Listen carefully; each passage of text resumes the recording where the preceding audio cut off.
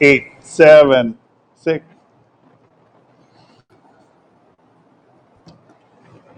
Good evening, guys, and welcome to Classic Car Live Q&A. I'm joined with Ross Keel again today, and we're anxious to get going, help you guys out as much as we can in the time we have together. What's been going on here? Because for a lot of us, it's all been hot and dry. Very hot and dry. Very hot and dry. Okay, it's very hot and dry. Yeah, and and for some of us, it's maybe kept us out of the shop on weekends, except for Ross here, who has an air-conditioned garage. Here in Minnesota, that seems to be kind of a luxury just a few guys have. Yeah.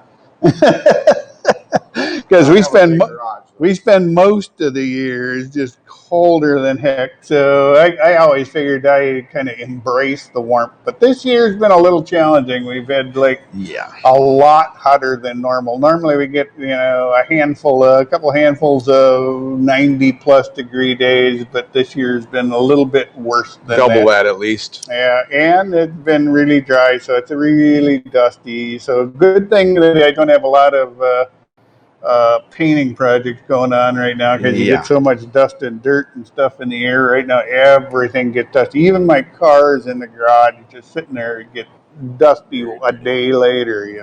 So hopefully all this weather starts to break soon. We finally got a little bit of rain here. Looking forward to finally getting some more rain. Hopefully in your area you're finally getting some. And if you're down in the Tennessee area, we're sorry if you don't need rain anymore. It's our hearts go out to you guys. We know what those kind of things can be like.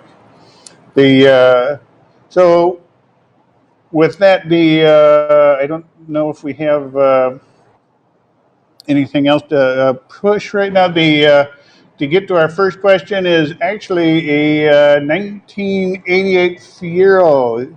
Skip posed this question. He's got what's the best way to get rid of pitting or flea bites? And it's probably that sand etch you get. You get it in your windshield too, but you can get it on your plastic parts and finish.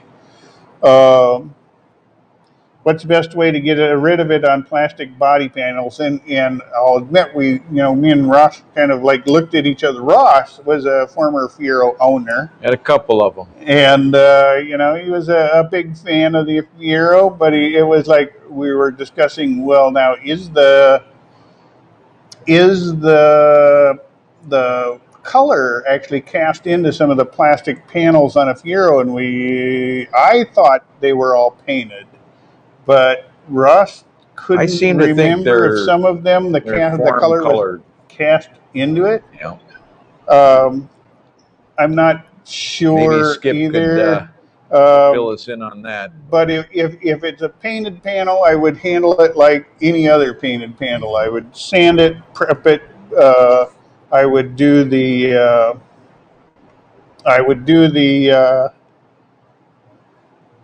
Make sure I turned everything off here. I would make sure that I, prepped it good, so I could hit it with like a primer surfacer or something where that would fill in that pitting and edging and sand it, and then paint it with and of course with flexible things like that, you wanna make sure you add a flex additive to your paints and stuff like that. If the color is cast into it, boy, you got me there, because I know from my own experience trying to buff out plastics on ATVs and stuff like that. That can be a real bugger to try to buff that stuff out and get a decent shine back to it. I've done things like color sand and buffed and tried different compounds and buffing situations. I can tell you, bringing back the shine on molded ATV plastics and stuff like that, it's nearly impossible. You can get it so it's shiny, but it's never that factory high gloss kind of thing. But if it's painted, it would be just a matter of hit it with a primer surfacer and paint it. You could do it even if it's molded in. It probably, you could repaint the whole vehicle that way. But that would be my best guess. I I was relying on Ross, the Euro expert, who... It was a while ago. I seem to remember, though, that they were... It's been a few years since Ross had a Fiero, but... one, and I seem to remember, like, even the bottom sides of them were solid red, you know. Not positive, though. Okay. Our next question comes in from Barry Rowlett. He has a 67 Nova, and he needs the tow board to the back seat on both sides, and would you buy halves and cut what you need, or would you do patch panels? Any advice would be great. You know, I guess it would depend on the panel. You know, I'm kind of familiar with what the floorboard section of that car looks like. Not 100%. So if that's the case, I would, you know, if there was a lot of compound curves and stuff in that footwell, in that toe area, that you need to try to duplicate, maybe you're better off to buy a whole replacement panel about what you need, because then you're not spending a lot of time trying to form metal to the shape you need. Yeah, if it's not too bad. Or you may get in there and decide that you just want to replace that, you know, the whole area back there and find the natural seam. I try to replace as little metal as possible, but I don't want it to end up looking like a quilt when I'm done either. Right. So kind of use some common sense and say I have as few cuts and lines as possible. But you know, and if need be, go in and replace a bigger section is the way I would approach it. Depending how bad they are. Yeah, it depends how bad it is and how the area around it is. Let's see. On Facebook, we have a fellow who has a 67 Olds Cutlass. He'd like the motor cleaned up. You've cleaned up a few motors in your day, and you know, good pressure washer, good, you know. A little bit of gunk engine cleaner, degreaser. I remember back in the day, the old buzzword was, "Oh, I had my engine steam cleaned," you know, and it's like you'd almost never hear anybody saying, "Oh, I had my engine steam cleaned," but back in high school, it was like the thing to do was to steam clean your engine. But good pressure washer. Good pressure washer, you know, yeah, you can do it at your local car wash if you don't have your own pressure washer. We did it for years, you know. We were those guys, you know. You'd be lined up to go into the car wash, and you know, when you were 2-3 cars out, you get out and you gunk your engine over, and it'd be dripping that kerosene ooze all the way in. We'll be spotless. Good thing to do is when you do pressure wash an engine, you want to cover up things like, you know, make sure any openings are covered up. Distributor cap on these classic cars, distributor cap was notorious. There's always be a guy that washed his engine and couldn't get it to start, and we'd have to push him out of the bay. But so it's a good thing to cover it. You know, make sure you cover up the distributor cap and make sure you don't stray directly at it and along with the carburetor. You know, you can clean your carburetor some, but you don't want to like be hosing at it real hard just because there's link plugs and, you know, rubber plugs and vacuum plugs and all this stuff that can easily fly off, and then suddenly your car's not running right. And you didn't realize you blew off your, you know, those plugs. So that's my advice. You know, good pressure washing and some cleaning. You know, make sure you don't like tear off all the stickers and, you know, all those details that you work so hard to try to preserve. Okay, Rick says, I need to restore my 64 Mercury Park Lane. Dropped up as a convertible 64 Park Lane convertible. Any tips?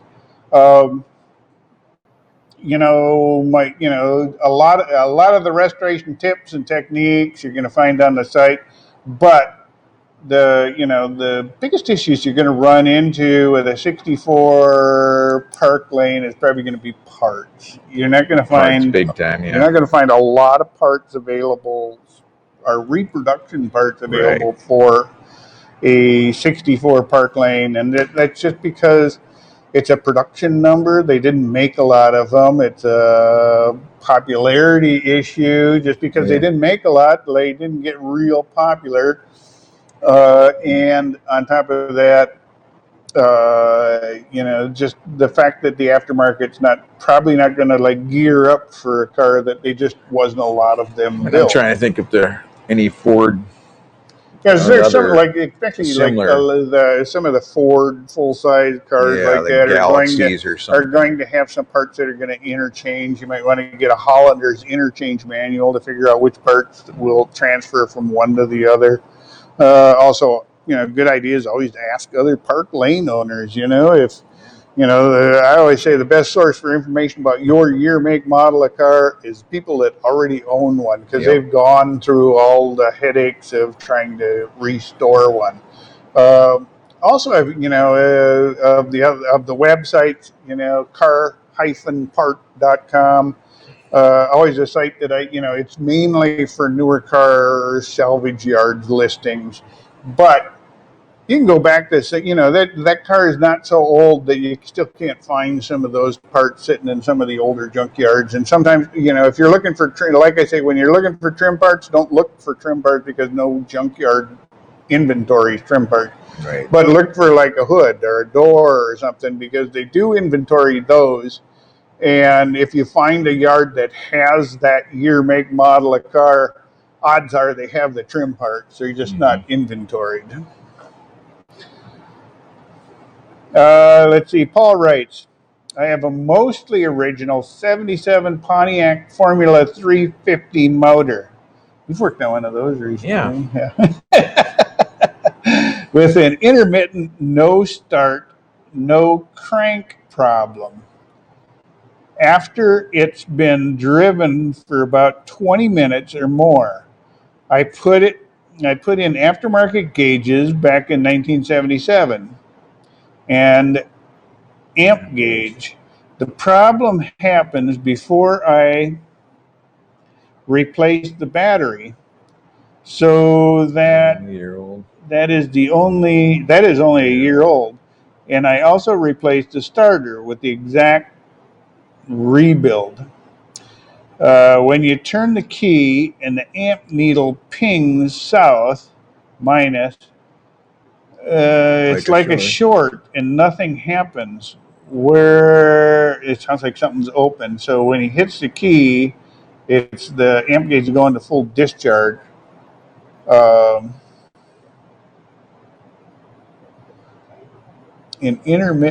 it's an intermittent no start, no crank problem. That's an odd one. I don't. The first two things that come to mind. You replace the starter. So that probably rules out the starter solenoid. So the next thing that comes to mind is starter switch, your ignition switch. Maybe there's an issue there that's intermittent. Maybe it's not tied to the start. If you've already replaced the starter, and you replaced and would almost check the solenoid power switch when you activate the starter. Check your power is going. Make sure the power is going to the solenoid. Exactly. Well, that would be a good thing to check. To make sure when you actually engage your start, when you're turning the key, if there's a thin wire that goes down to your starter that actually triggers that solenoid on top of your starter. And that solenoid and that thin wire should trigger that solenoid. So then the bigger wire, the big heavy cable that goes from your battery to your starter, can then make the circuit and deliver all that juice to your starter. So you want to make sure that's getting juice. The fact that it's 12 an volts. make sure it's getting 12 volts. You want to make sure it's getting a solid 12 volts. But then, of But course, it's then my odd next that thought is maybe the fact that it's intermittent. It also makes me wonder if he's got a good ground. I might check the ground. the only odd thing is the amp gauge. Yeah, why would that Why peg would up? that peg down? That's obviously somewhere. It's a drawing You're somewhere. drawing too much amperage there. I can see it when it obviously for starters kicking in, but Yeah, that little 12 volts going to your solenoid should not drop peg that down unless unless you I get don't an know. intermittent short to that wire that's touching somewhere. Exactly. Well, yeah, it could very well be that, or it could be something in the switch where that wire going down to that solenoid where it might be grounding somewhere, because it's not going to do it until you turn the key. It could be grounding the whole time, and then it just happened to touch then, and grounding somewhere. So when you turn the key, the amp now pings. Mine is like a short, and nothing happened. Definitely check that wire. So is it when you turn the key all the way to start, or is it just when it's in the run Sounds position? Like when he hits the start position, the key, the amp needle pings. So it's got to be something, either the switch, the wire going to the solenoid, or the solenoid itself is just stuck. Replace that. Grounding it out. Assuming that if it's a new solenoid is faulty, which that throws that. So I would check that wire going down there. That would be that'd be the things we would check. Which wire is it? You're going to have to get I don't have a 77 Pontiac Firebird. But I would believe there's only one other wire. There's only one other wire besides your power wire going down to your starter on those. Yeah. You could have, another wire coming back for some other reason, but there's only one wire coming down that would have 12 volts when you energize the ignition. So.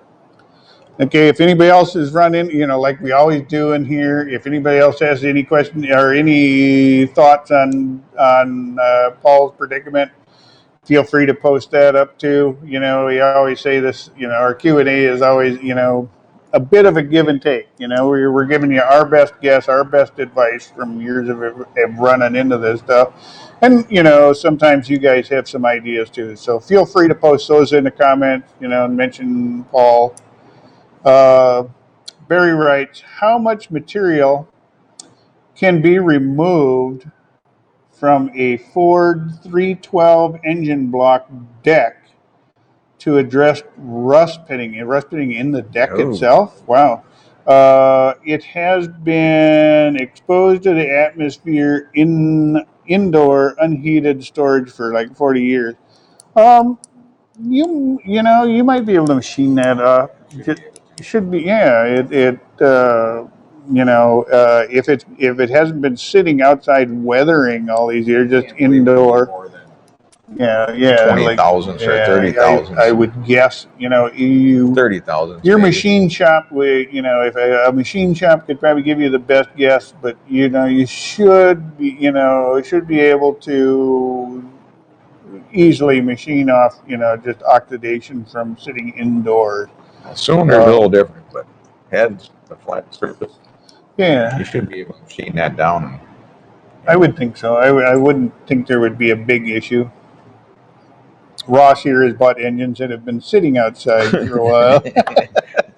Cylinders you can't do with the heads off. 1 year it was 30 thousandths I had to take out, so in the cylinders. So yeah, those parts aren't really designed to be exposed to the elements, but it's it doesn't mean the end of the motor if it is. It's a good machine shop can easily they can usually tell. Sometimes if you take too much off the deck, then you got to plane your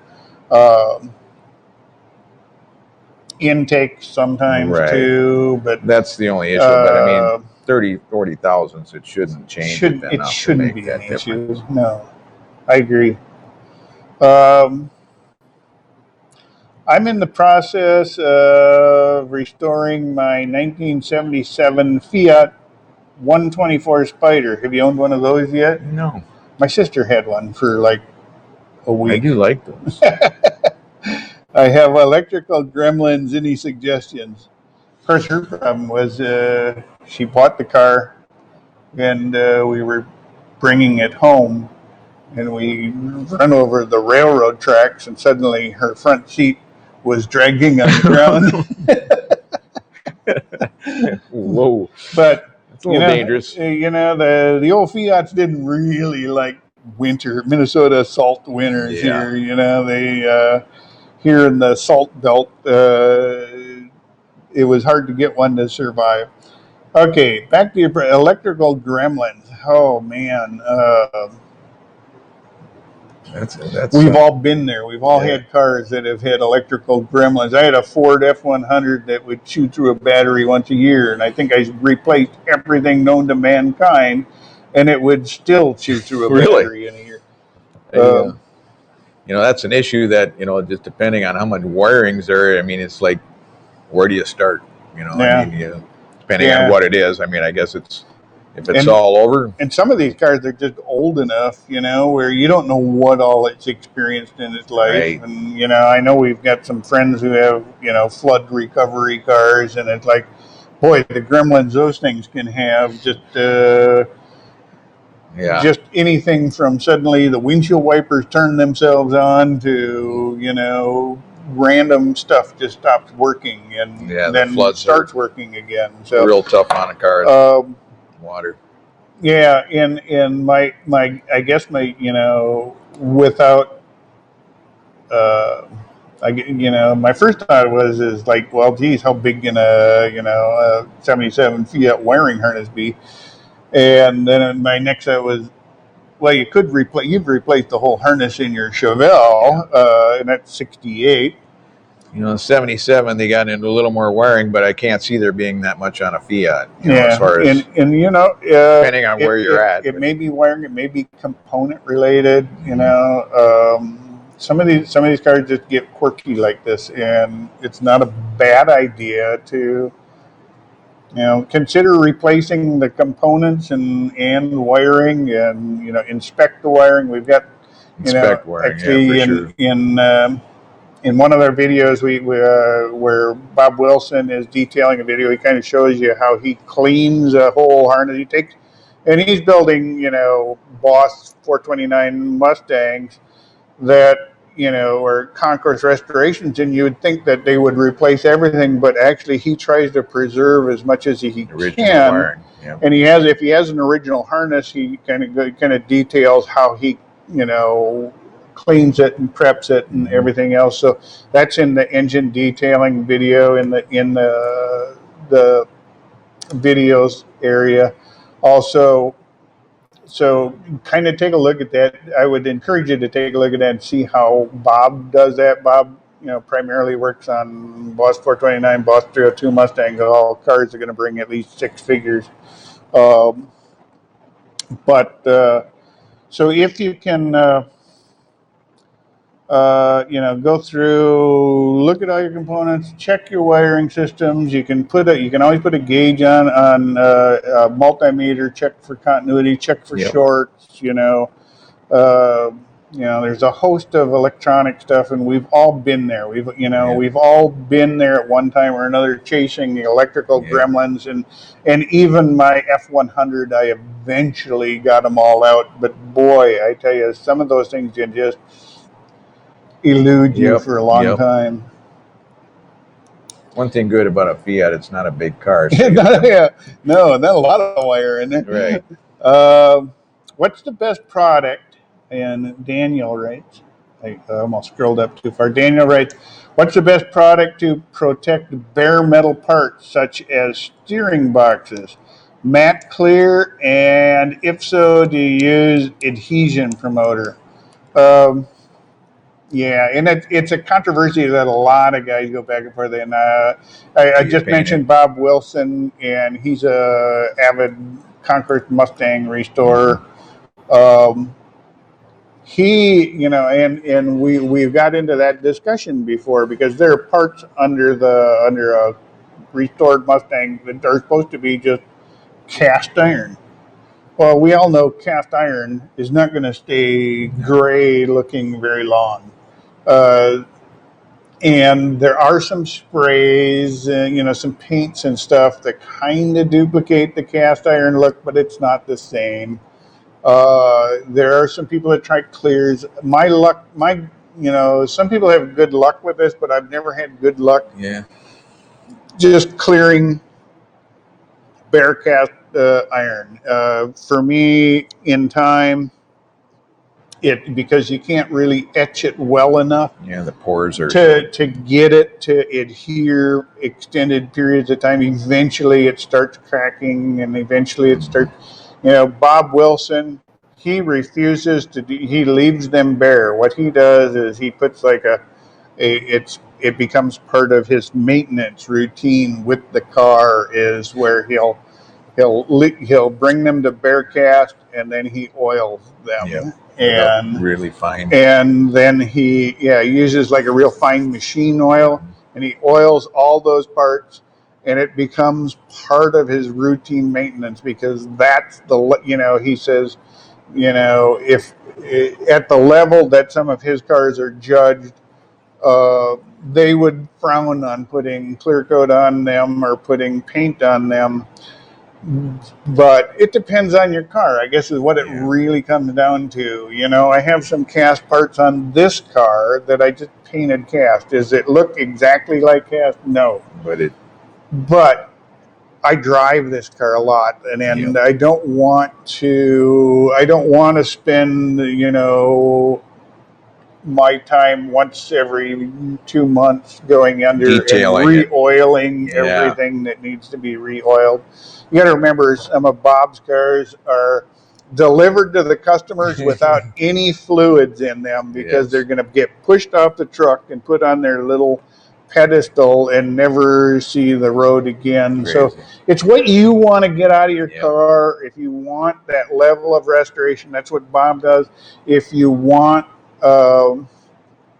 if you want to drive it, you can consider the paints. You can, just understand the paints actually hold up fairly well. The clears, I've never had real good luck with them. That's not to say you couldn't put like a matte clear on something. And the clears are always getting better. As in my experience, that clears today are much different than they were in the 80s, where you'd clear coat a car, and then, 5 years later, it was all coming off in sheets, So that technology has changed a lot. Is it completely there? I'm not convinced yet, but, I'd say try it.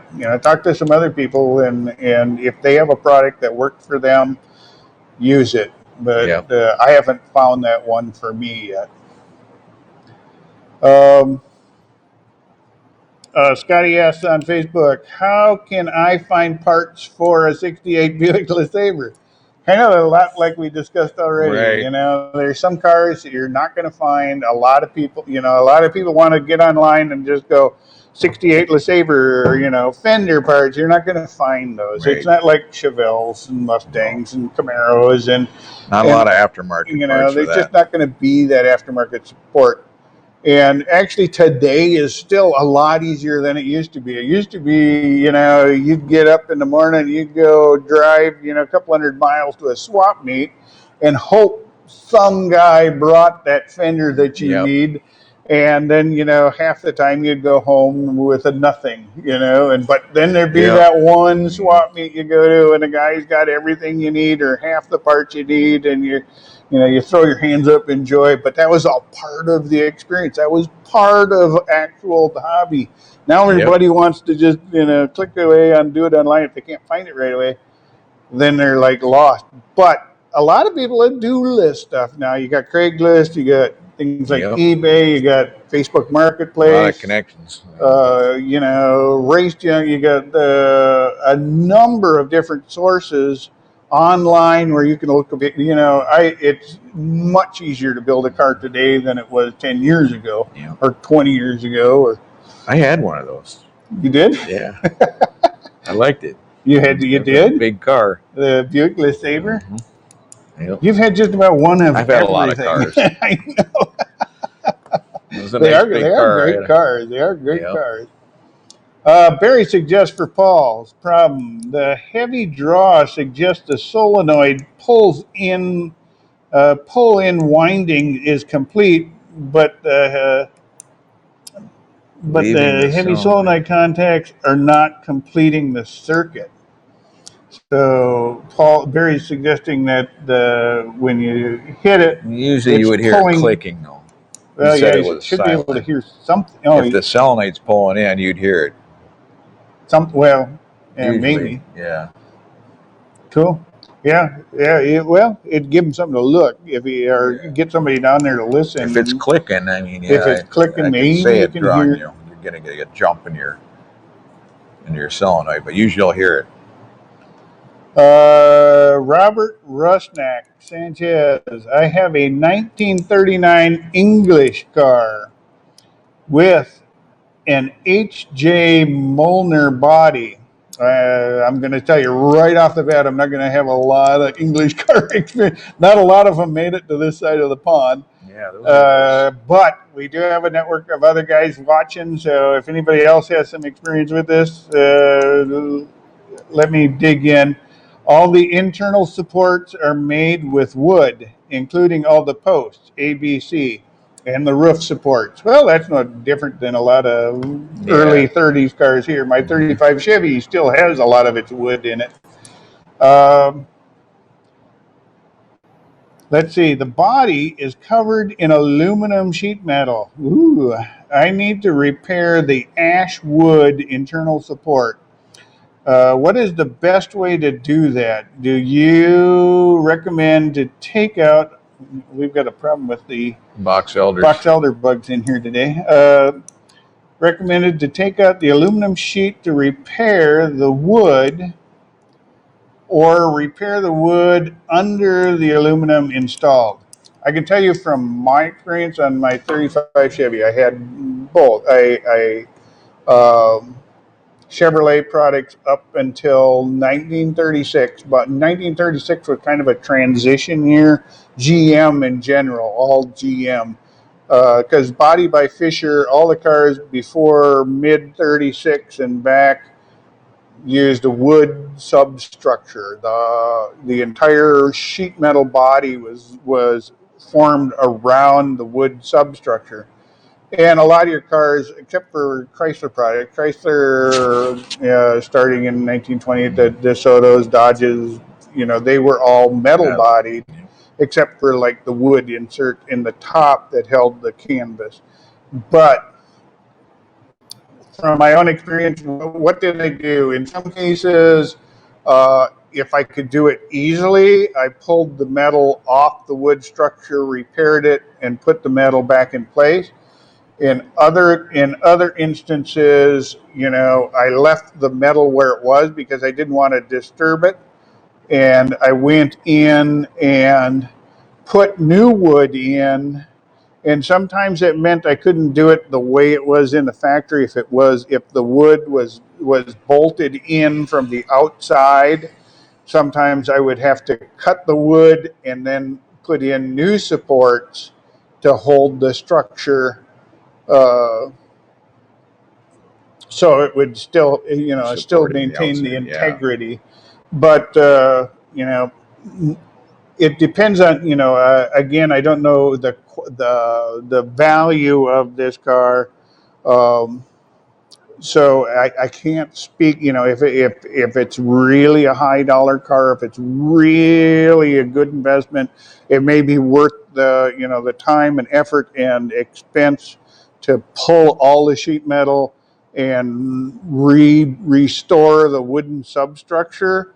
But it's a significant and a significant investment in time and money, and you risk, of course, pulling those panels. You risk, damaging them as well. If if you can confidently, make the repairs needed to regain the structure in there without pulling the metal, I would do that first. That's just the way I would approach it. If I could make it restore the structure So it was strong, or like, you know, I know that doors usually take a beating on the wood frame cars because the rain comes in the windows and it all gets in there and it rots everything Wood out. gets rotted. And, you know, for doors, I've always just kind of pulled all the wood out of them and rebuilt what I can. You know, again, it depends on the car, depends on the part, depends on, you know, how hard it is to get it out and back in without disturbing the metal. So kind of take all that into consideration, as well as the value of the car, and kind of make yourself a plan going forward. I know with a lot of things, you want to try to get the wood out in one piece so you got a nice pattern to build from, unless you have a source for, you know, replacement wood pieces. So there's a lot of things that come into play, but you know, take your time, kind of just build a plan and stick with it, and you know, again, take into consideration those things that, you know, we discussed. When install sound deadener. Jim writes, when do I install sound deadener insulation? When you do install it, do you apply it to the inside of the door skin or behind the interior panel? Behind the interior panel. I do not put it on the inside of the door skin, and here is why.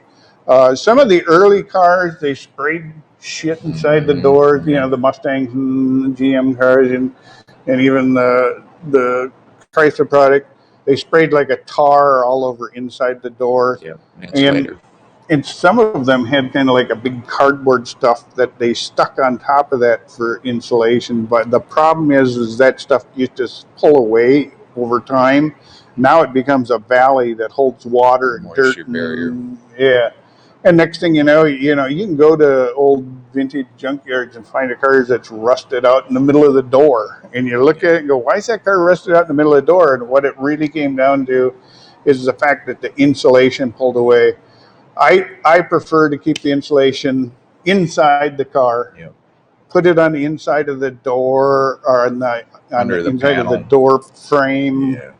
And out of the internals of the door, or you can even put you know, insulation on the back of the card, on the back of your upholstery card that goes on the car.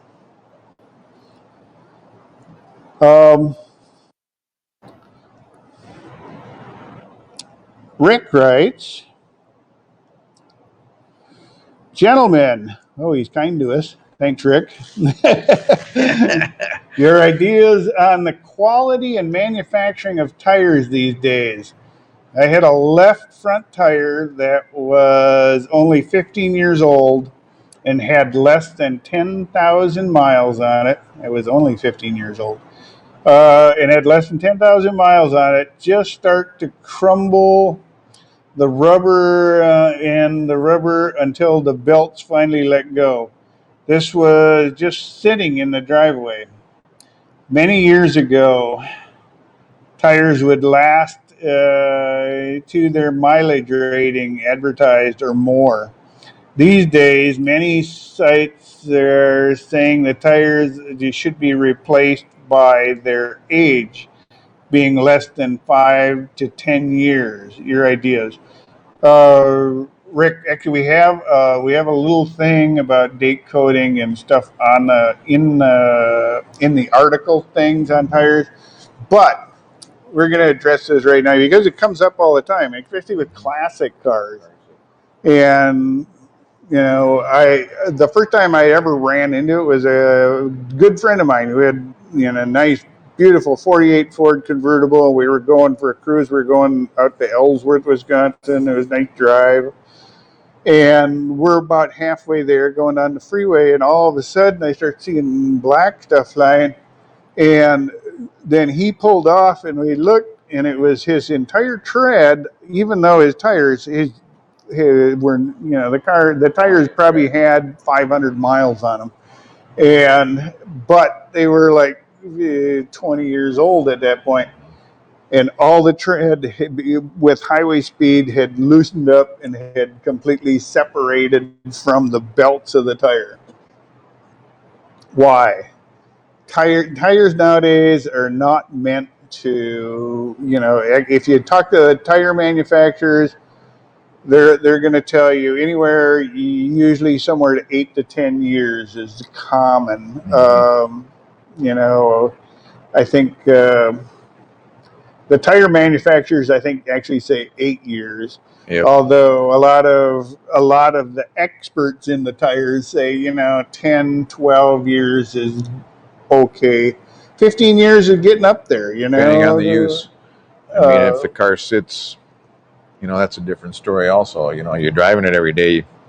You're getting it out, getting some circulation on temperature changes in that tire, and then let's say you leave it sit, and then all of a sudden you take it out. It's been sitting for so long, and all of a sudden it heats up on the highway or whatever. It just from sitting that the internals will dry out and the rubber dries out. Do I believe tires are worse today? Not necessarily. I believe the compounds are different. I believe they're probably better. I think in the old days, rubber was hard as a rock, and it was not forgiving. They were probably more prone to be dangerous driving under higher speeds than modern tires. But modern tires, because they're softer compounds and different polymers and everything else, I agree, they don't last as long. Not at all. As the old tires used to.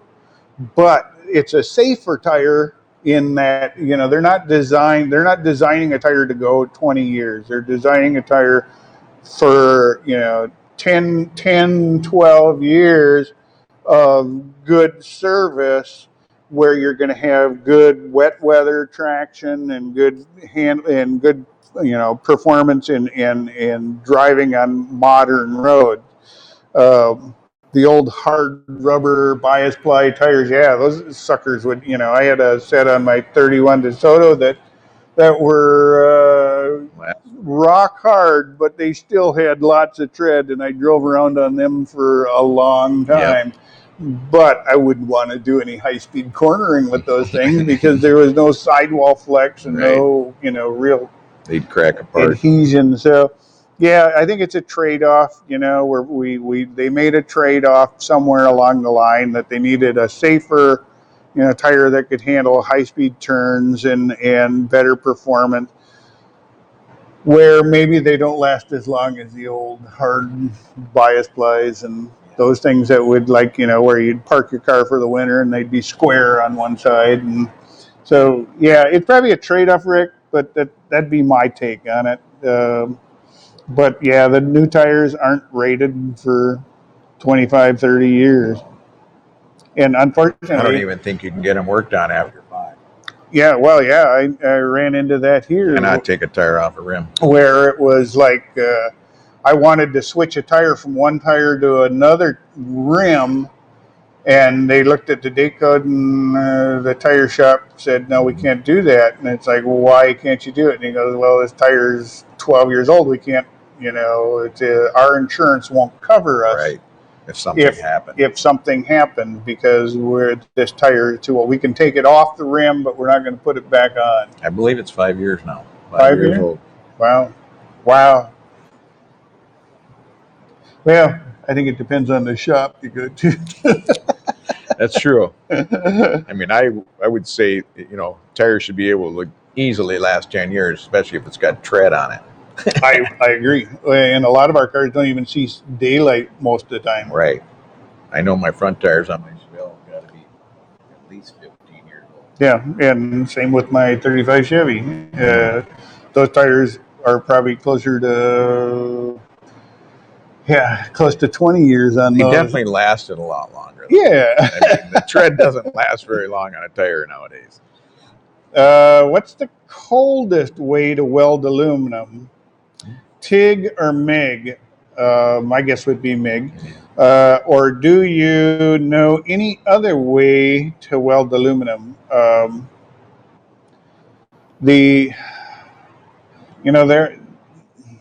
MIG is going to be cooler because you're getting, it's just the process. Well, it depends. I'm sure I can find guys who will argue it too, because with TIG you have more control over the arc, and you can we've seen Rainman or Gary, my son, when he's welding it, and his heat effect area is so small. Minute. When he's welding, steel or aluminum, and of course aluminum doesn't get a heat effect area, but his beads are small. He can get the metal to, and I guess it would depend on the welder then, the person actually welding. For me, I tend to put more heat to it with TIG welding. And I can because it's easy to MIG weld cold, because anybody that's ever wire feed welded or MIG welded something that was welded too cold, and then suddenly the damn thing breaks apart. Right. So it's easy to weld too cold because you're not melting the base metal. Ultimately, whether you're TIG or MIG welding, you still got to get it hot enough to melt the base metal so they're joining. And the wire or the fill rod you're using is just to fill in from where the two metals have become molten, and now when it cools, it shrinks back. So you're adding the wire, you're adding the fill rod to fill in those areas where now it's fused. You can, with TIG welding, you can weld two panels together without fill rod. You can, but. Yeah, that's one of Gary's tricks, is he likes to sit two razor blades up on edge, two straight razor blades, and just go down with the TIG welder and just go, and then, show you that he can weld. When you start making the argument with him that, it's too thin to weld, then he'll weld two razor blades together and show you, yes, you can weld thin metal. That's another thing, too, depending on the thickness of aluminum also. Yeah. Aluminum can be tough because it wants to dissipate the heat so fast. It's not as bad as like trying to weld copper, but it's up there. But the aluminum is for the most part, I know guys that do it either way. It depends on the welder. I know some guys who are accomplished TIG welders who could probably do it with minimal amount of heat. I don't know if there's one process better than the other. Is there another way? I'm sure we've all seen the like soldering kind of stuff that you'll see the quick infomercials or online little ads for, which is basically a soldering process. That's not really welding. You're not melting the base metals. So there's no way to really do a cold weld without melting the base metal. Ultimately, so you're going to get it hot enough to melt aluminum at that point. It's not all aluminum has different melting points based on the alloys. Very rarely is aluminum 1001 pure aluminum. It's usually got other things in it that make nickels and cadmiums and other things that make it harder. So it depends on the aluminum, what temperature it melts at, and but there's no way to really weld aluminum without getting it actually melting the aluminum. From Facebook, we have a question coming in from Chuck. He's writing, I'm the owner of a vintage car restoration LLC in Henderson, Nevada. It's fun listening to you guys. Thanks for the great info. Well, thanks for joining us, Chuck. And if you have anything to add, we're always game. We're not here to tell you that we're the quintessential experts. If there's, as I always tell everybody, if you wanted me to know everything, you would have talked to me when I was 18. But but now we don't know everything now. Now we're always learning something new, and what I really love about this is where you guys can ask me questions, we can kind of hash it out, and then you guys can always pipe in and kind of give us some of our own things. So thanks for stopping by, Chuck. Appreciate it. Let's see. Adrian asks, what's the best bed liner coating for rust prevention? I'm thinking he's probably thinking like self-applied. I haven't done a lot of self-applied. Me neither. There's so many different kinds out there Yeah, too. I know, and it was, and depending where you live, I know when my son was going to Wyotech, it was like we were out in Laramie, and it was my first case where I've ran into like seeing guys with the whole outside of their truck Linex painted, and they have different colors and stuff like that, and it's like, what is? And it was just because they were used off road, and it would take a beating and still look okay. Yeah. I guess they could hose it down easy and didn't care if it wouldn't scratch or anything. So, do I know what's the best? No. You got me on that. If anybody has any ideas out there, go ahead, pipe in, write it in the comment section. I have new vehicle, or if it's a new vehicle, then pretty much if you're going to coat it with something. And now a lot of a lot of the manufacturers are selling them already with bed lining coating already in them. I mean, because once it's painted, you almost have to take that down for that stuff to really adhere to it if you're going to put a coating over it. Yep. So then you're taking off back in the day, it was Linex was always like my favorite, but I haven't had a truck coated in a few years. No.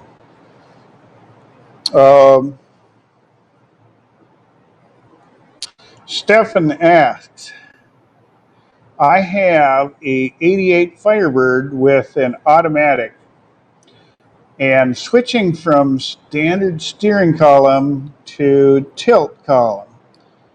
Having a problem starting the car. The 88 Firebird, the neutral safety switch would be up in the column. It might be the adjustment on the neutral safety switch, because there is a it's on a slotted thing where that switch mounts to your column. That would be my first guess. If you're having floor shift though. Yeah, but even with a floor shift, the neutral safety switch still in the column. Firsthand on a 78 that you can shift it, floor shift car from the column. Right, but if it's column shifted, obviously it is in the column. Right. Well, yes, he's got an automatic switching from a standard steering column to a tilt. So he's switched to a tilt column, but now he's having a problem with the car starting. My initial guess would be neutral safety switch is not aligned correctly. Yeah, we'd have to ask him maybe to put it in. Does it start in neutral, or does it start if he moves the shifter around, or where is the shifter? Yeah. Well, the shifter can be down. Yeah. Is it on the column or is it on the floor? But there's that linkage that goes up to the column, so because it still has to engage the neutral safety switch. So that would be my first guess, is that where the switch is on there, it's got slotted, and it may be different or it been bumped or something through the process. So the neutral safety switch is probably not in incorrect alignment. If you're not getting, and of course, that would be the first thing I'd check. Yeah, if it's intermittent, for sure. Yeah, if it's an intermittent, you might have to give us a little bit more info, Stephen. Is it like cranking it all? Is it like intermittent? Is it just like sometimes it goes, sometimes it don't, sometimes, or if there's something else at play there. In 88, did they have the rod going down to the ignition in those in 88? I believe so. But that was, because that's what activates the neutral safety switch. So it would unlock, if you to lock the steering. Okay. Stephen Wright continues. Using the the two-part. We should read everything, right? Using the switch from tilt column, which is backwards from the solid column. Okay. We're still kind of thinking I would check the neutral safety switch first, because that's going to stop your car from starting at all. You'll get nothing. Yeah, and then he continues. Does he? Oh, yep. Turnkey, all lights come on, power. And the fuel pump. Going to, that'll happen, even with the neutral safety switch. When turn to start. Fuel pump, then turn to start, lights go out and nothing, no clicking, just nothing. Thinking on charging with new switch, changing with new switch. Now, could it also be the trans cable to the neutral safety switch? No, he's got a cable. The neutral safety switch is up. I believe it's up on the column in 88 still. That's what I'm wondering. I can't remember on Tim's car what we just did. We did a. But that was mechanical going up to that. That's the whole reason there's that linkage up there, is to run the neutral safety switch. But that was mechanical. That was mechanical. Yeah. He's talking here that his is cable to the neutral safety switch, or is it cable? Yeah, he said, now could it be the trans cable to the neutral safety switch? So, okay, we're trying to, and we'll be honest with you, Stephen. We're trying to remember. We recently worked on a 78. Yeah. It's a little different than an 88 column, because you've got a lot more lighting and stuff that's in the column on an 88.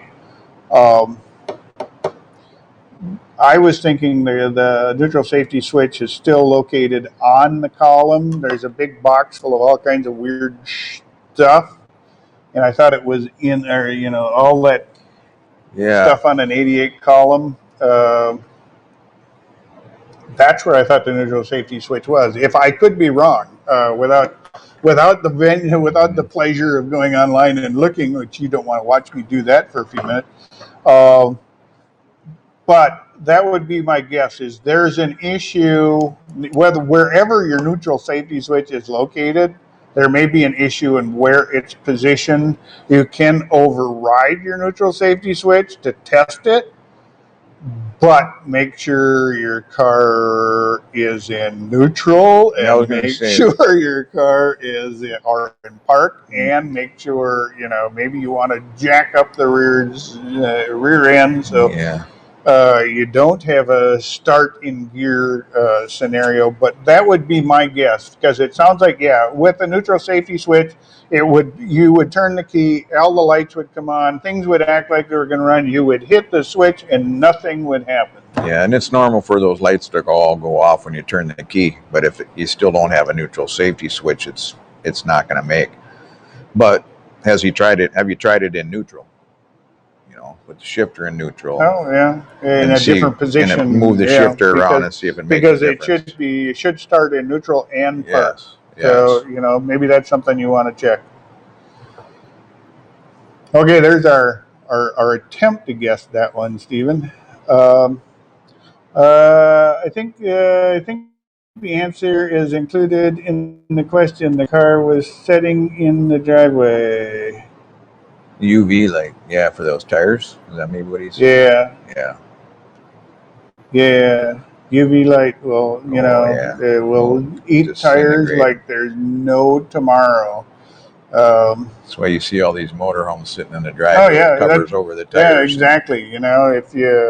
That's why the motorhome companies sell all those covers to keep all the UV. And actually, I'm guilty of that myself. I've had car trailer tires that our car trailers mostly sit outside, and just sitting outside in the daylight. Eventually, after 8-9 years, you start taking a really good look at them, and like, holy smokes, these tires cracks. Look like heck. You can go around the other side in the shade, and they're perfect. And they look good. Yep. Okay, Robert Sanchez writes, I'm wondering if you can give me advice about the use of any kind of additive or gasoline to be used on flathead engines. Do you think that those engines need them to run fine to prevent wear on the valve stems or any other internal parts?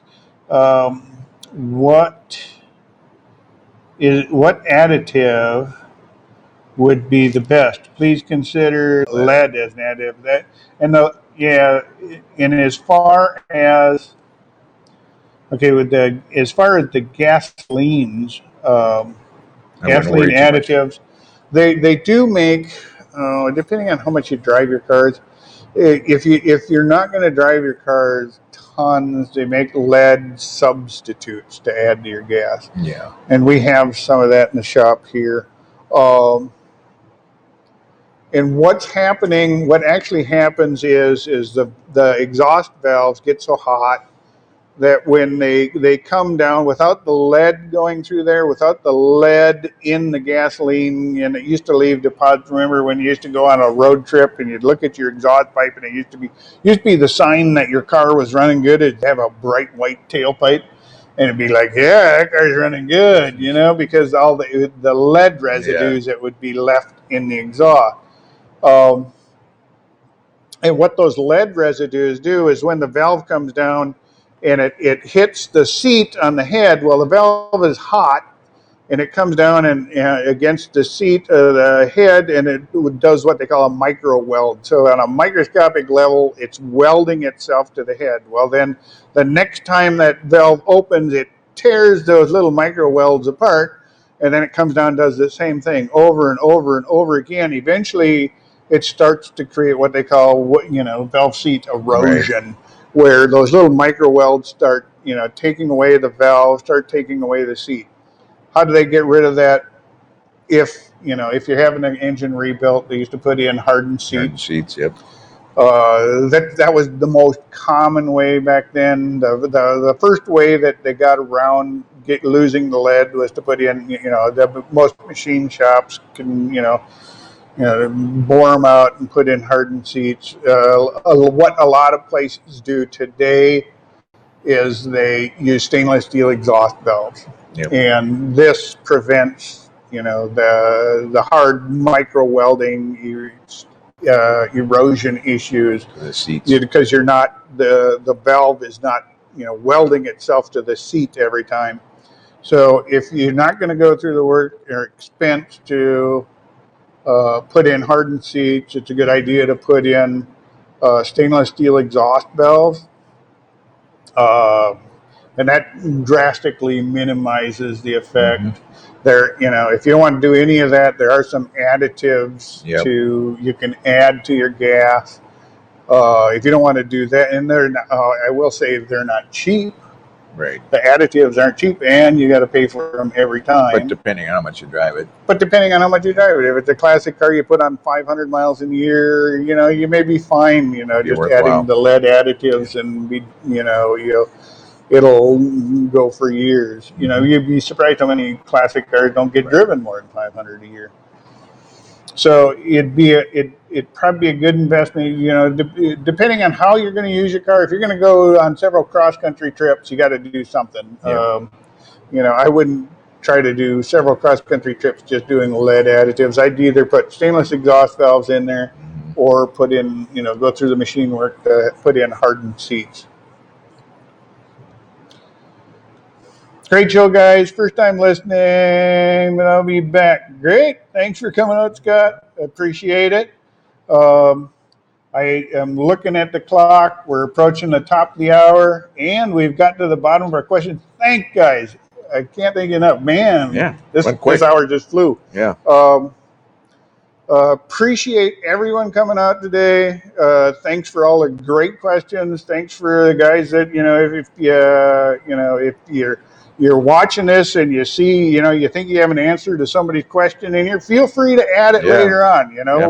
I've had a lot of times I'll come back and post, questions we couldn't answer back into our dialogue here. But again, can't thank you enough. Thank you. Ross says thanks, Lil. We'll be back again soon. And now get back out in the shop. Start working on your car. You're wrenching. There you go.